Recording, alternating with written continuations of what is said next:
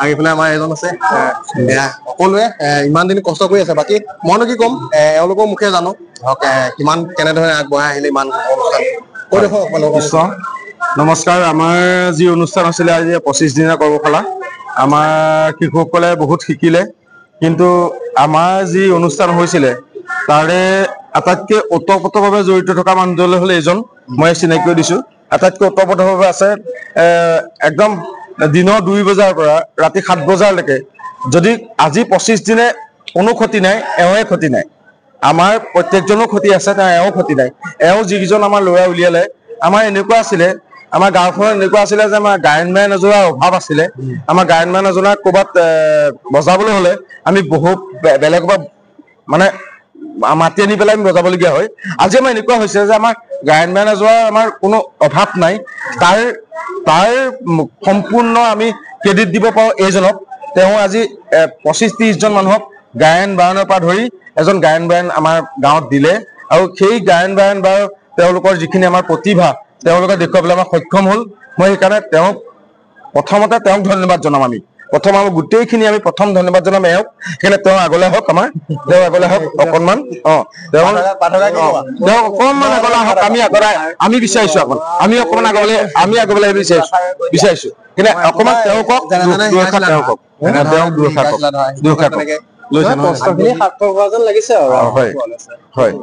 কষ্ট সাৰ্থক হোৱা বুলি নহয়, তেওঁ যিখিনি কৰিছে আমি তাক নুই কৰিব নোৱাৰো। মই অতি আচৰিত পালো, যিটো ল'ৰাৰ এদিনো ক্ষতি নাথাকে। এক মাহত কোনোদিনেই আমি গাঁৱতো যদি এখন ভাওনা কৰো, আমি তাক ব্যৱহাৰ কৰিবলৈ গ'লে আমি 2 দিনো ৰিহাৰ্চল কৰিবলৈ সময় নাপাওঁ। সেই ল'ৰাটোৱে আজি আমাৰ 25 দিনেই আমাৰ লগত জড়িত হৈ আছে। য'ত ভাওনা আছে ভাওনা এৰিছে, ক'ৰবাত কিবা আছে তাতে এৰিছে, এৰি পেলাই আমাৰ শিশুসকলক শিকাই পেলাই আগবঢ়াই নিছে। আজি যিখন ভাওনা হ'ল, ৰুক্মিণী হ'ল, মই খুব সুখী। দৰ্শক কেনেকে সুখী মই নাজানো, কিন্তু মই খুব সুখী। ইমান এটা মানে পৰিচালক, আমাৰ হৰগুৰি সাংস্কৃতিক এজন পৰিচালক, সুদক্ষ পৰিচালক দেই। তেওঁ যিখিনি শিকালে, আমি বহুত সময় দিব পৰা নাই। আমাৰ কোনেও সময় দিব পৰা নাই সিমান সময়। যিমান সময় দিছে আমি সময় দিব পৰা নাই। আৰু যিখিনি কৰিলে সঁচাকে আমি তাক লৈ আমি গৌৰৱান্বিত, গাঁওখনক লৈ আমি গৌৰৱান্বিত। আৰু তাৰ উপাধিয়ে আমাৰ গৌৰৱান্বিত, কাৰণ সি ভকতীয়া উপাধিয়ে আমি গৌৰৱান্বিত। প্ৰথম আমি গৌৰৱান্বিত উপাধিয়ে, কাৰণ সি ভকতীয়া উপাধি। কাৰণ আমি জীৱনত এনেকুৱা এটা উপাধি লৈ নাপালো। মই পাপু কলিতাহে, কিন্তু সি লৈ আকৌ পাঠ ভকতীয়া। সেই উপাধিহে আমাৰ গৌৰৱান্বিত প্ৰথম। গাঁওখনৰ নামেই আমাৰ গৌৰৱান্বিত সি। আৰু পাছত কথা হ'ল বিৰাজে কওক, আমাৰ পিকু আছে, পিকুৱে কব। বিৰাজে কওক।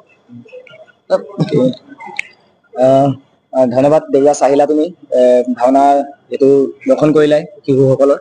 এই আমাৰ 25 দিনীয়া হৰগুৰি সাংস্কৃতিক গোষ্ঠী উদ্যোগত ভকতীয়া গাঁও নামঘৰ প্ৰাংগণত আমাৰ যি 25 দিনীয়া ভাওনা কৰ্মশালা অনুষ্ঠিত কৰা হ'ল, তাত সংগতি ৰাখি আমাৰ কেইবাজনো গণ্যমান্য বিচাৰকে আহি পেলাই আমাৰ শিশুসকলক ইমানখিনি আগুৱাই নিলে। জয়জতে প্ৰথমতে তেওঁলোকক আমি কৃতজ্ঞতা প্ৰকাশ কৰিছোঁ। লগতে হৰগুৰি আমাৰ প্ৰতিজন সদস্যকে আমি শুভেচ্ছা জনাইছোঁ, তথা তেওঁলোকক আচলতে শুভেচ্ছা দিয়া নহয়, ধন্যবাদ দিব যোগ্য নহয়। সকলো ওতঃপ্ৰোতভাৱে জড়িত হৈ আছে। লগতে পাৰ্থদা আছে, লগতে পিকু আমাৰ ইমান ধুনীয়াকৈ সহায় কৰিছে। যদিও আমিও হৰগুৰি সদস্য হৈও আমি সময় দিব পৰা নাই, তেনেকৈ সময় দিছে পিকু আৰু পাৰ্থদাই, যিটো পাপুদাই কৈ গ'ল।